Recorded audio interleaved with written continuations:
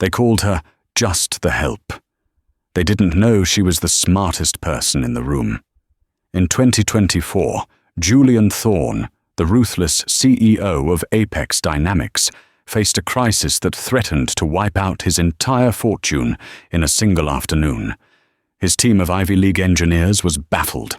The loss was projected at $4 billion. Desperate and arrogant, he threw a blueprint onto a dinner table and sneered at a trembling waitress. "If you're so smart, fix this and I'll give you $100 million. He thought it was a joke. He didn't know that waitress Maya was hiding a secret that would bring his empire to its knees. What she wrote on a napkin didn't just solve the puzzle, it exposed a crime. This is the story of the most expensive tip in history. The air inside the boardroom of Apex Dynamics smelled like stale coffee and fear. It was 4 p.m. on a Tuesday in Manhattan, but for the men and women in the room, it might as well have been the end of the world. Julian Thorne, a man whose net worth hovered around the GDP of a small country, stood by the floor-to-ceiling window, staring down at the ants of New York City. He didn't look like a man on the brink of ruin. He was impeccable, in a bespoke charcoal suit, his silver hair swept back, his posture rigid. But his reflection in the glass betrayed him.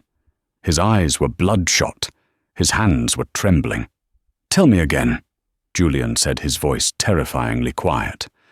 Vance Sterling, the CTO of Apex, and a man once touted as the next Steve Jobs, wiped sweat from his forehead. "It's the Hydra Protocol, Julian, the autonomous shipping algorithm. It's eating itself. It's not just rejecting the new logistical data. It's rerouting our entire global fleet to non-existent ports. Every minute it runs, we lose $3 million in fuel penalties and lost cargo." "Shut it down," Julian snapped, turning around. "We can't," Vance whispered, looking at the floor. "That's the problem. The failsafe is encrypted with a rolling logic key. We designed it to be unhackable. And now, it's locked us out. It's a logic loop. It requires a manual override sequence that mathematically balances the grid, but the variables are shifting too fast. Our quantum simulation says it will take 6 years to crack." "I don't have 6 years, Vance," Julian roared, slamming his hand on the mahogany table. The sound echoed like a gunshot. "I have the merger with Kincaid Industries on Friday. If the fleet is grounded, the stock tanks. If the stock tanks, Kincaid walks. If Kincaid walks, the debt calls come in and I lose everything. Everything."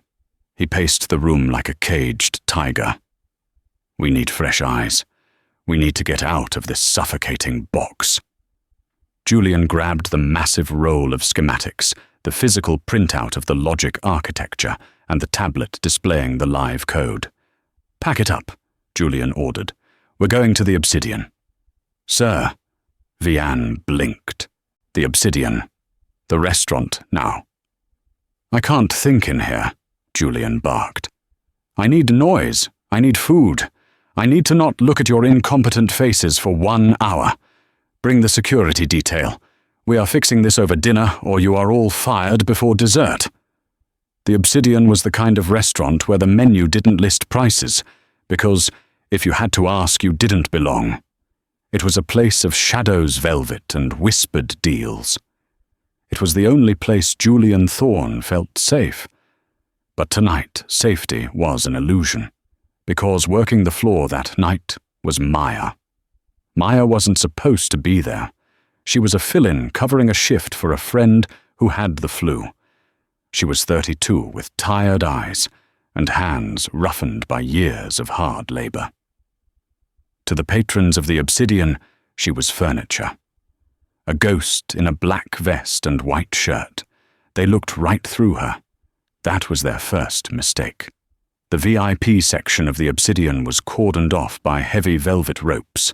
Julian Thorne and his entourage of 6 stressed executives took the large circular table in the back. They didn't order wine. They ordered whiskey. Neat. Maya approached the table with a pitcher of ice water. She moved with practiced silence. She had learned a long time ago that rich men didn't like to be interrupted, but they loved to be served. As she poured water into Julian's crystal glass, she saw it. They had spread the schematics out on the table, pushing aside the silver cutlery. It was a mess of flowcharts, hexadecimal code, and complex vector calculus. To the average person, it looked like alien hieroglyphics. To Maya, it looked like music. Her hand hesitated for a fraction of a second. Just a twitch. But Julian, hyper-alert and fueled by adrenaline, caught it. He looked up, his eyes cold. "Do you mind?" "Apologies, sir." Maya said, her voice low. She finished pouring and stepped back, clutching the pitcher against her chest. "Leave the bottle," Julian muttered, dismissing her. Maya walked away, retreating to the shadows near the service station. But she didn't leave. She watched. She watched as Vance Sterling pointed a trembling finger at a section of the code labeled Sector 7 Gamma. "The loop originates here," Vance was saying, his voice carrying in the hushed restaurant. "The variable $x keeps returning a null value because the dependency on the fuel weight creates a paradox. We can't balance the weight without the root, and we can't get the root without the weight." Maya frowned. She stood by the pillar tray in hand and narrowed her eyes. From 10 feet away she could see the logic tree. "They're looking at it backwards," she thought. "They're trying to solve for x as a variable, but in a closed-loop logistical system, x isn't a variable. It's a constant defined by the port of entry." She bit her lip. She knew she should walk away. She needed this job. She had rent to pay and medical bills for her mother that were piling up on her kitchen counter like snowdrifts. Speaking out was suicide. But the numbers were screaming at her. It was like seeing a painting hanging crooked. The urge to straighten it was physical. She approached the table again to clear the empty whiskey glasses. "It's impossible." Another executive, a woman named Sarah, groaned. "We'd need to rewrite the core kernel. We're dead, Julian." Julian buried his face in his hands. $100 million, he muttered into his palms. "I would pay someone $100 million right now, just to make this nightmare stop." He looked up, his face red with rage and exhaustion. He saw Maya standing there, waiting for him to move his arm so she could take the coaster. He snapped. "What are you looking at?" Julian spat at her. "You think this is funny? You think watching people lose their livelihoods is entertaining?" "No, sir," Maya said, her eyes fixed on the table. "Then why are you staring at the schematic?" Julian challenged. He stood up, towering over her. The restaurant went silent. Other diners turned to watch the billionaire berate the waitress. "I wasn't staring, sir," Maya said softly. "I was just noticing." "Noticing?" Julian laughed, a harsh, cruel sound. "And what could a waitress possibly notice about a proprietary autonomous logic stream?" Maya looked at him. Really looked at him. She saw the fear behind the anger. "I noticed that your variable isn't stuck because of the fuel weight," she said. Her voice was steady, clearer than it had been all night. "It's stuck because you're running the query in Euclidean geometry. But the shipping routes, they follow the curvature of the Earth. You need to apply a non-Euclidean transformation to the third line of the handshake protocol." Silence. Absolute, suffocating silence. Vance Sterling's mouth fell open. He looked from the waitress to the schematic. Julian stared at her. He blinked. "What did you say?" "Euclidean geometry," Maya repeated, pointing a calloused finger at the expensive paper. "You're calculating distance as a straight line, but ships move on a curve. The code thinks the destination is unreachable because, mathematically on a flat plane, it is. Correct the geometry, and the loop closes." Julian looked at her for a long, agonizing minute. He looked at her cheap uniform, her messy bun, her worn-out shoes. Then a sneer curled on his lip. His arrogance returned stronger than ever. He couldn't let a servant be right. He reached into his jacket pocket and pulled out a gold fountain pen. He slammed it onto the table next to the blueprint. "You think you're a genius, do you? You think you know better than the best engineers from MIT. Julian's voice dripped with venom. He looked around the room performing for the audience. "All right, let's make it interesting." He gestured to the paper. "You heard what I said earlier. Fix this. Fix this right now in front of everyone, and I'll give you the $100 million I promised. I'll write the check this second." The room gasped. "But," Julian leaned in, his eyes predatory, "if you touch my schematic and you're wrong, if you waste one more second of my time with your servant girl fantasies, I will have you arrested for corporate espionage. I will sue you for every penny you will ever make for the rest of your miserable life. I will bury you." He smiled, a shark smelling blood. "So, Waitress, do you want to take the order?" The silence in the obsidian was heavy, the kind of silence that usually precedes a natural disaster. The clinking of silverware had stopped. The ambient jazz music seemed to fade into the background. Every eye in the VIP section, and many from the main dining floor, was fixed on the standoff between the billionaire and the waitress. Maya stared at the gold fountain pen lying on the table. It was a Mont Blanc, likely worth more than her car. It caught the dim light, gleaming like a challenge. Her heart hammered against her ribs like a trapped bird. "Walk away," a voice in her head screamed. "Walk away and go back to the kitchen. You are invisible. Stay invisible." But then she looked at the schematic again. It was a mess. It was a beautiful, elegant system that had been butchered by people who understood syntax but not soul. It was like watching someone try to play a symphony with a jackhammer. It offended her. "Well," Julian sneered, checking his Patek Philippe watch.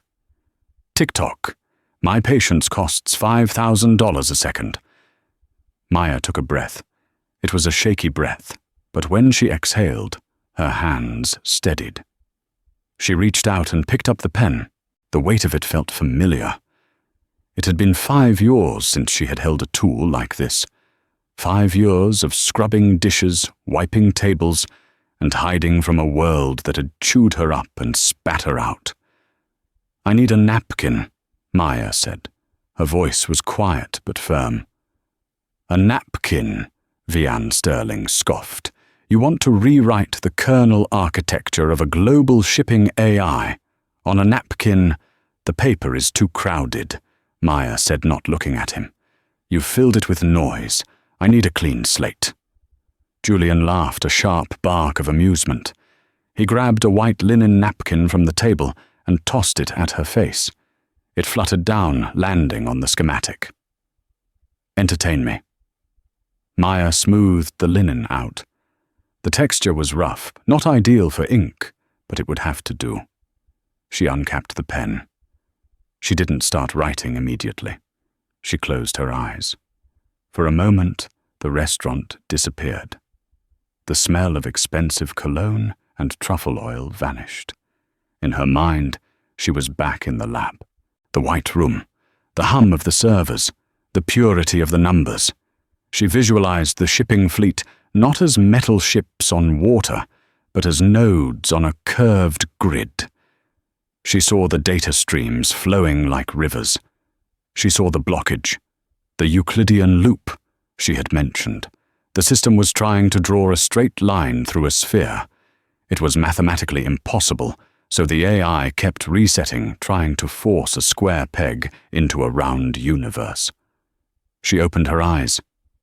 They were different now. The fear was gone. In its place was a cold, razor-sharp focus. She began to write. The ink bled slightly into the linen, but her hand was swift.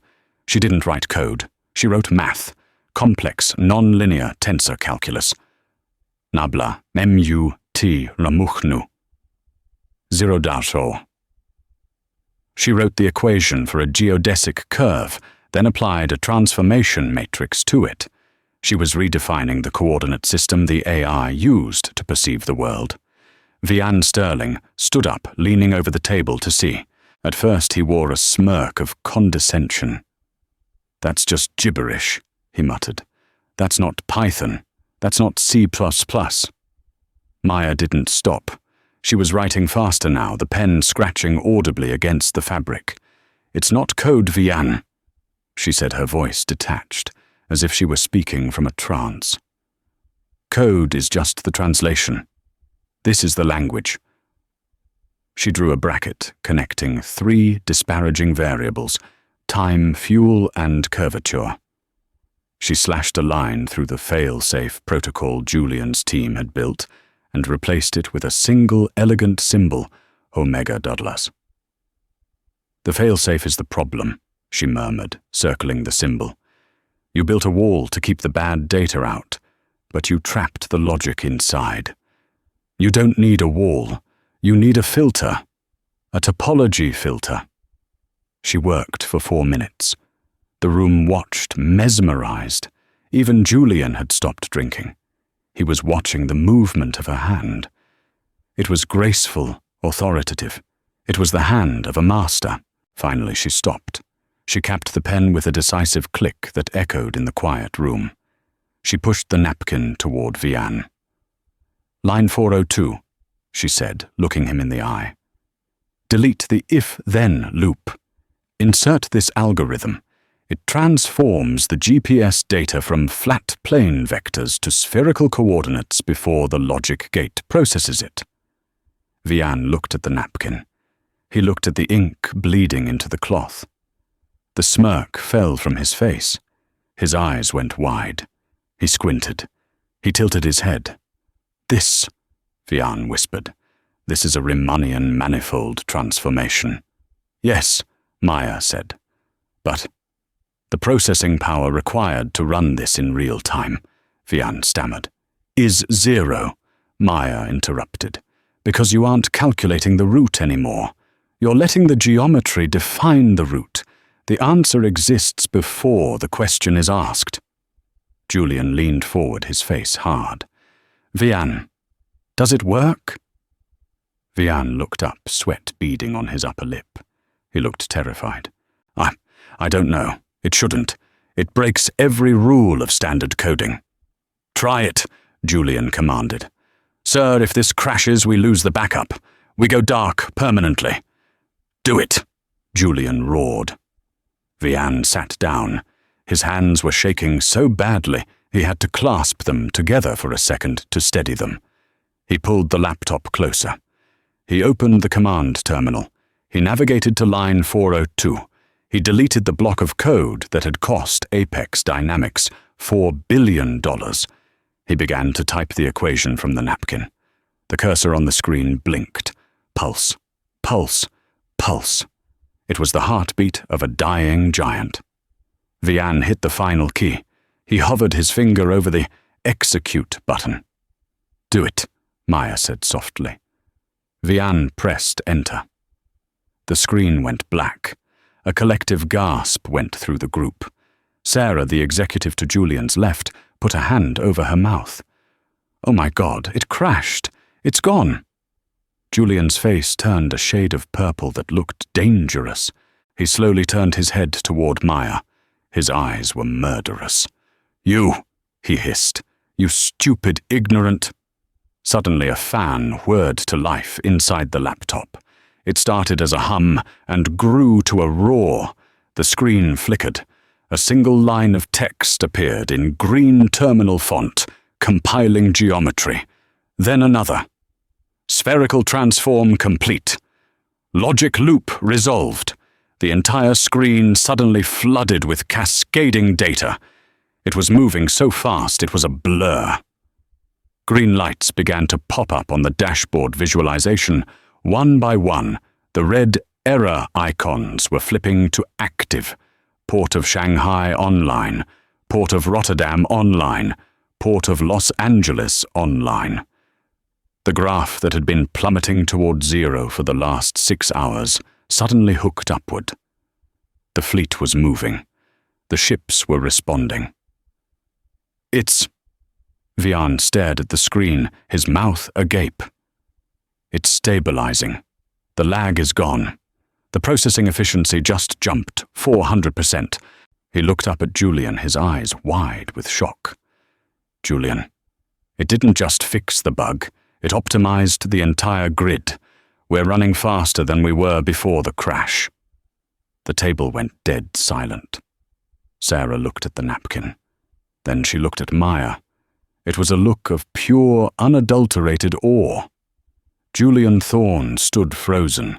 The rage was still etched on his face, but it was cracking, replaced by a profound confusion. He looked at the screen, seeing his fortune restored in seconds. He looked at the napkin stained with steak sauce and ink. Then he looked at the waitress. Maya hadn't moved. She stood with her hands clasped behind her back, her posture perfect. She wasn't gloating. She wasn't smiling. She looked sad. How? Julian whispered. The arrogance was gone, stripped away by the sheer impossibility of what he had just witnessed. You're a waitress. You serve drinks. How do you know Riemannian tensor calculus? Vance was still typing, scrolling through the new code. This syntax, he muttered. I've only seen this kind of architecture once before.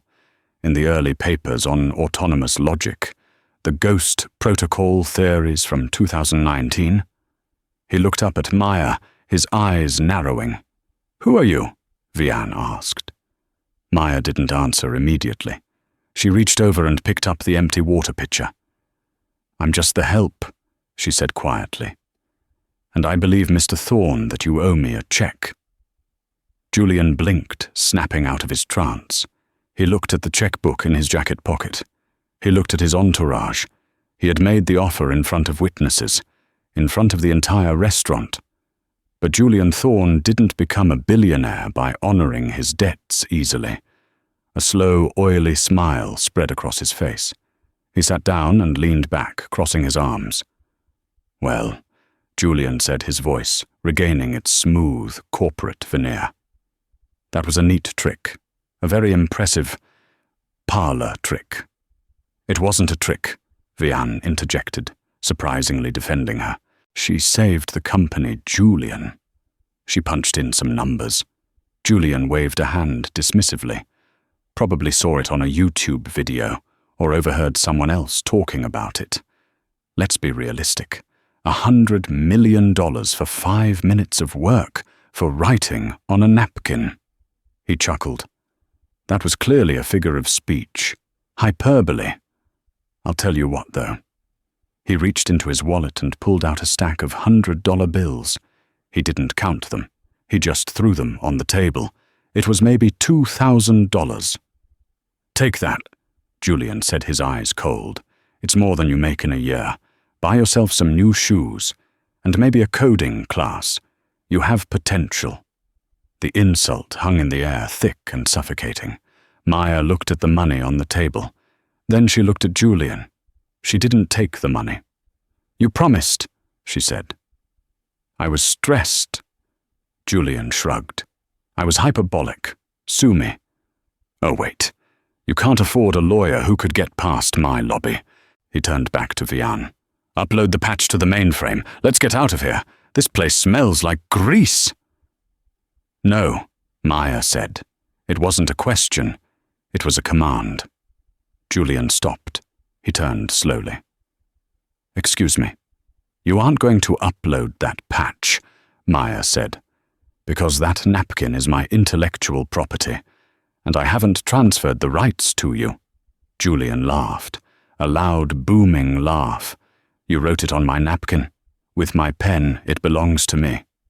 The medium is yours, Maya said, her voice dropping, an octave becoming colder, harder.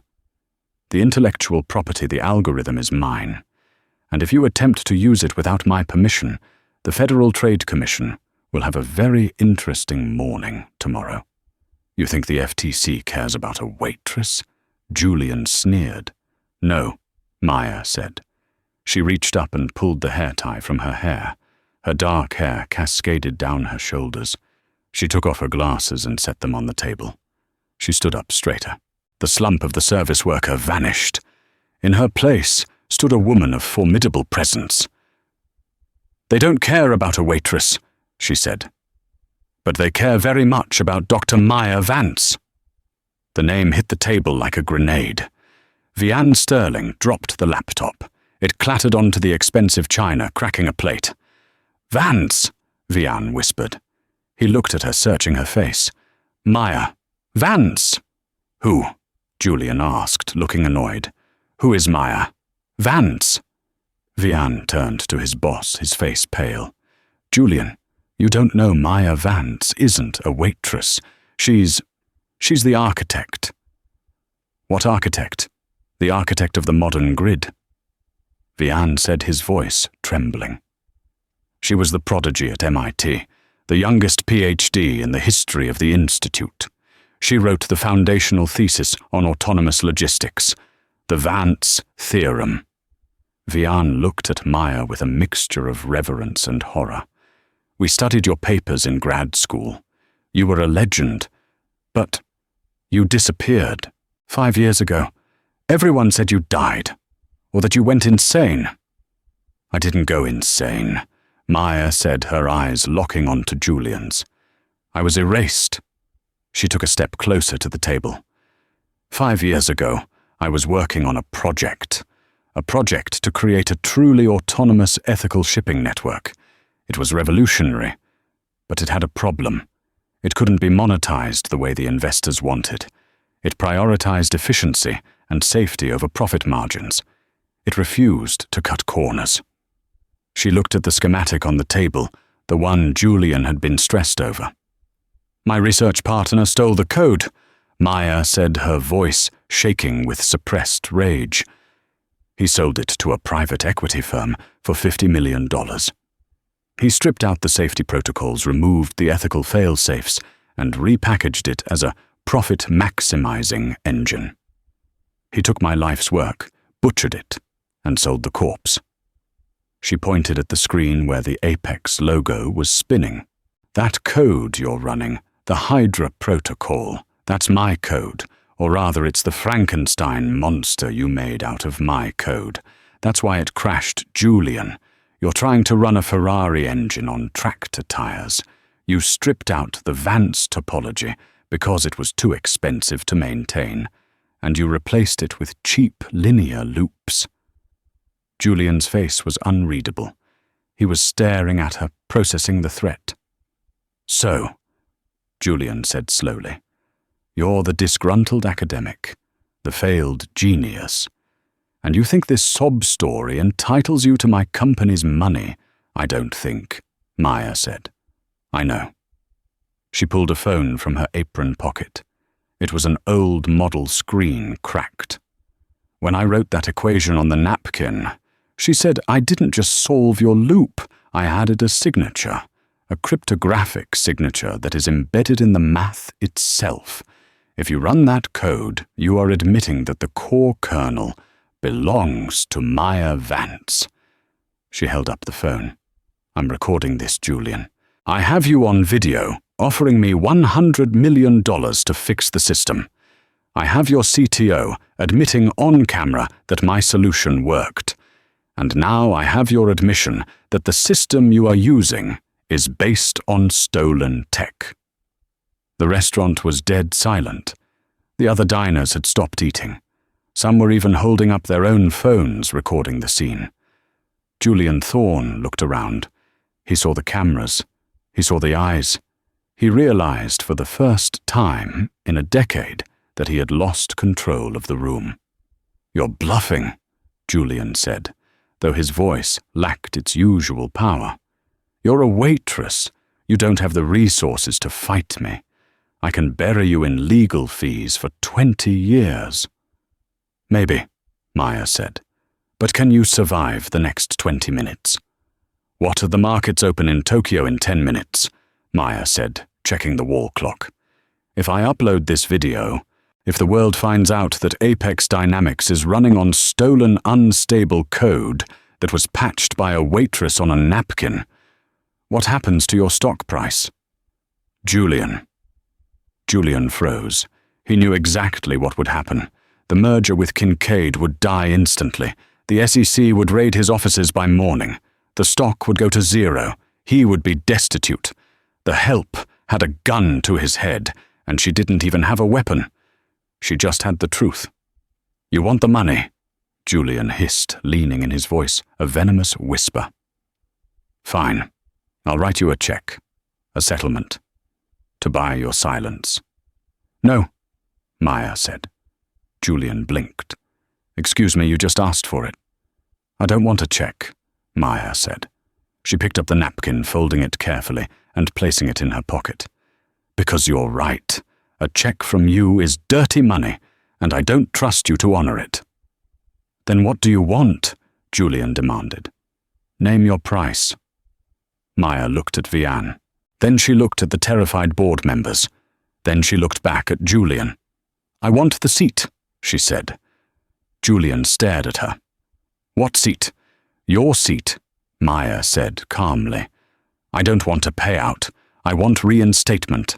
I want to be named Chief Technical Officer of Apex Dynamics, effective immediately, with a controlling interest in the logic division." "You're insane," Julian spat. "I'll never—" "Then I post the video," Maya said, her thumb hovering over the screen. "And I delete the patch from the napkin. And you lose $4 billion tonight." She smiled a cold, terrifying smile. "So, Julian, do you want to be the CEO of a company that listens to me? Or do you want to be the former CEO of a bankrupt crater?" The name Maya Vance didn't just silence the table, it seemed to suck the oxygen out of the entire restaurant. For 5 years, that name had been a ghost story in Silicon Valley. It was a cautionary tale told to young engineers, the genius who cracked the unsolvable code, and then cracked herself. The industry legend was that she had burned out, gone mad, and vanished into a psychiatric facility in Switzerland. But she wasn't in Switzerland. She was standing in the Obsidian, smelling of dish soap and old coffee, holding a cracked Samsung Galaxy, like it was a detonator. Vian Sterling was the first to break the paralysis. He looked at the waitress, no, at the architect, with the expression of a man seeing a religious figure. "It really is you," Vian breathed, his voice trembling. "The syntax, the non-linear topology. I should have known. Nobody else codes like that. It's like handwriting." He turned to Julian, his face pale. "Julian, do you realize what this means? We aren't just using stolen code. We are using the Vance kernel. It's the holy grail of logistics, and we didn't pay for it." Julian Thorne didn't look at Vian. He was staring at Maya, his eyes narrowed into slits of calculation and malice. The shock was fading, replaced by the cornered animal instinct that had kept him at the top of the food chain for 20 years. He wasn't looking at a genius. He was looking at a threat, and Julian Thorne knew how to handle threats. "Security," Julian said. His voice was low, devoid of emotion. The massive security guard, Tiny, stepped out of the shadows. He was 6'5", a wall of muscle in a cheap suit. "Remove this woman," Julian commanded, gesturing vaguely at Maya as if she were a piece of trash. "She is trespassing. She is harassing the board members. And confiscate her phone. It contains proprietary corporate data." Tiny moved. He stepped over the velvet rope, his hand reaching for Maya's arm. "Don't," Maya said. She didn't shout. She didn't back away. She simply held the phone up her thumb, hovering millimeters above the screen. "Tiny, isn't it?" Maya asked, her eyes not leaving Julian's face. "Tiny, do you have a 401k? Do you have stock options in Apex Dynamics?" The guard hesitated, his hand freezing in midair. Yes, ma'am." "If you touch me," Maya said, her voice steady and sharp as cut glass. I press this button. This video goes to a preset distribution list. Bloomberg, the Wall Street Journal, the SEC whistleblower hotline, and our Wall Street bets. She took a small step forward, invading the guard's personal space. Within 10 minutes, the algorithm trading bots will pick up the news that Apex is built on stolen, unstable intellectual property. The stock will plummet. By the time you drag me to the front door, your stock options will be worth less than the gum on the bottom of your shoe. You will be unemployed, and your boss will be under indictment. She tilted her head. Is he paying you enough to lose your retirement tonight? Tiny looked at Maya. He looked at the phone. Then he looked at Julian, who was sweating through his bespoke charcoal suit. Tiny stepped back. He crossed his arms over his chest. I'm not touching her, Mr. Thorne. You're fired! Julian screamed, spit flying from his lips. I'll have your badge. I'll have you blacklisted. You can't fire him, Julian, Maya interrupted. Because you don't have the authority anymore. Julian laughed. It was a manic, jagged sound. I am the CEO of Apex Dynamics. I am the chairman of the executive committee. I own this city. You are a fraud, Maya said. She walked around the table, circling him like a shark. 5 years ago, you didn't just steal my code. You destroyed my life to ensure I couldn't claim it. You paid off the medical board to falsify my records. You spread the rumor that I had a psychotic break. You made me unemployable so I would starve, so I wouldn't have the resources to fight you. She stopped directly behind his chair, leaning down to whisper in his ear. I served you water tonight, Julian. I cleared your dirty plates. I listened to you call me a servant. And all the while, I held the keys to your kingdom in my pocket. What do you want? Julian hissed, spinning around to face her. Money, is that it? You want the payout? Fine. He reached into his jacket and pulled out a checkbook. He clicked the gold Mont Blanc pen, the same pen he had thrown at her earlier. I offered $100 million. I'll double it. $200 million. A settlement. You sign a non-disclosure agreement, you hand over the phone, and you walk out of here and never come back. You can live on a private island. You can buy the restaurant. He scribbled furiously, tore the check out, and slammed it onto the table. The zeros were dizzying. Take it, Julian demanded. Take it and go back to being a ghost. The room was silent. The other executives, Sarah, David, Vian, were holding their breath. $200 million. It was an amount of money that defied comprehension. It was God money. Maya looked at the check. She picked it up. Julian smiled, his shoulders relaxing. Smart girl. Everyone has a price. Maya ripped the check in half. Then she ripped it again. She let the confetti pieces flutter down onto the plate of half-eaten steak. You still don't get it, Maya said, her voice filled with a cold, terrifying calm. I don't want your money, Julian. Your money is dirty. It's funded by cutting corners, by risking ships, by stealing from creators. If I take your money, I become your accomplice. Then what? Julian screamed, standing up and knocking his chair over. What do you want? I want the seat, Maya said. What seat? Yours. Before Julian could respond, a slow, rhythmic clapping started from the back of the VIP section. Clap, clap, clap. Everyone turned. Emerging from the shadows of the corner booth was a man who had been silent for the entire dinner. He was 82 years old, frail, wearing a suit that looked like it was from another era. He leaned heavily on a cane with a silver handle. It was Arthur Pendleton, the majority shareholder, the man who had founded Apex Dynamics 40 years ago, before handing the reins to Julian. Arthur stopped clapping. He walked slowly toward the table, his eyes locked on Maya. Arthur, Julian said, his voice cracking. Arthur, tell this woman to leave. She's mentally unstable. She's blackmailing the firm. She is negotiating Julian, Arthur said, his voice raspy but commanding. And frankly, she is doing a better job of it than you have done with Kincaid Industries all year. Arthur stopped in front of Maya.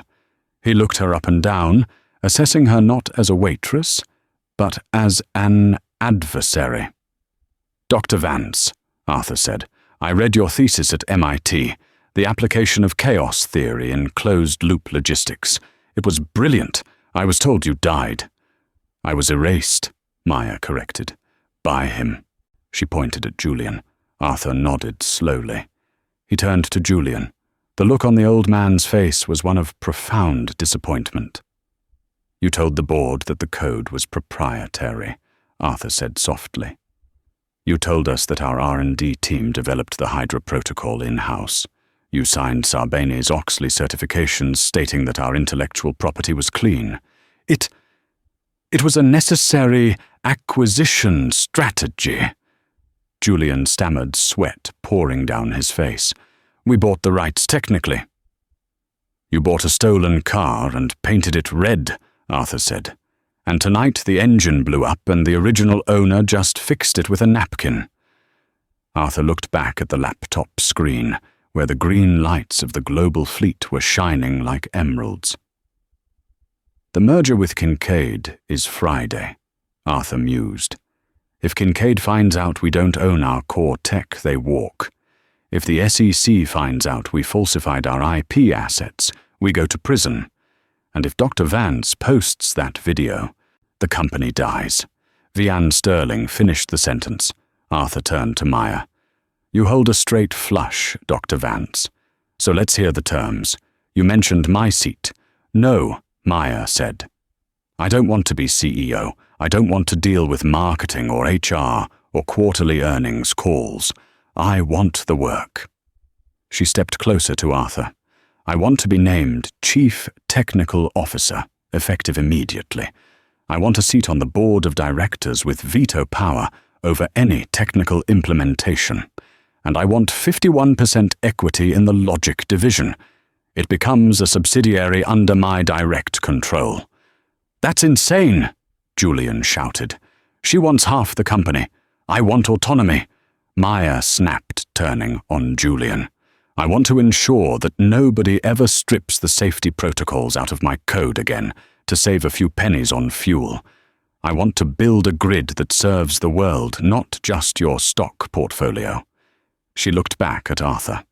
Those are the terms. Deal or I press send. Arthur Pendleton looked at the waitress. He saw the fire in her eyes. He saw the genius that had saved his legacy in 5 minutes. And then he looked at Julian Thorne, a man in an expensive suit who was currently shaking like a leaf. Arthur made his decision. He reached into his pocket and pulled out a phone. He didn't dial security. He dialed the corporate legal counsel. This is Pendleton, Arthur said into the phone. The room was deadly silent. Wake up the partners. I am initiating an Article 25 removal of the CEO for cause, gross negligence fraud, and breach of fiduciary duty. Arthur, no. Julian lunged forward. Tiny the security guard stepped in. He caught Julian by the shoulder, his grip like iron. Easy, Mr. Thorne. You can't do this, Julian screamed, struggling against the guard. I built this company's value. I made you billions. You made us liable, Arthur said into the phone, ignoring Julian. Draft a new employment contract for Dr. Maya Vance. Title CTO and Executive Director. Compensation package to include the equity transfer we discussed. Have it ready for signature by 8:00 a.m. Arthur hung up the phone. He looked at Maya. The video, Arthur asked. Maya looked at the phone in her hand. She swiped the screen. Saved to an encrypted cloud server, she said. As insurance. It stays there as long as I have my autonomy. If anyone interferes with my division, if anyone tries to erase me again, it goes public. Arthur nodded, a sign of respect. Fair enough. Maya turned to Julian. He was slumped in Tiny's grip, a broken man. The arrogance was gone. He looked small. You said you'd give me $100 million, Maya said to him. Julian looked up, eyes red. I don't need your money, she said, but I will take your office. I hear it has a nice view. She turned to Vian Sterling, who was still looking at her with awe. Vian! She barked, her voice shifting instantly into command mode. Wipe the localized cache on this laptop. Reroute the subnet through the new Riemannian filter I wrote on the napkin, and call the engineering team in Mumbai. Tell them to stop patching the old kernel. We're tearing it down and rebuilding it from scratch. Yes, Dr. Vance. Vian scrambled, grabbing the laptop. Right away. And Vian. Yes. Maya pulled her hair tie out, letting her dark hair fall over her shoulders. She took off the apron she had worn for 5 years and dropped it onto the table right on top of the torn check. Order me a coffee, she said. And get a table for Mr. Pendleton. He's paying. Right away, boss. As the security team escorted a screaming Julian Thorne out of the restaurant and into the waiting lenses of the paparazzi, Maya Vance didn't watch him go. She was already leaning over the table, grabbing the Mont Blanc pen and sketching a new schematic on the tablecloth. She had work to do. 6 months later, the October rain lashed against the floor-to-ceiling glass of the corner office on the 40th floor of the Apex Tower. But inside the atmosphere was anything but gloomy. It was electric.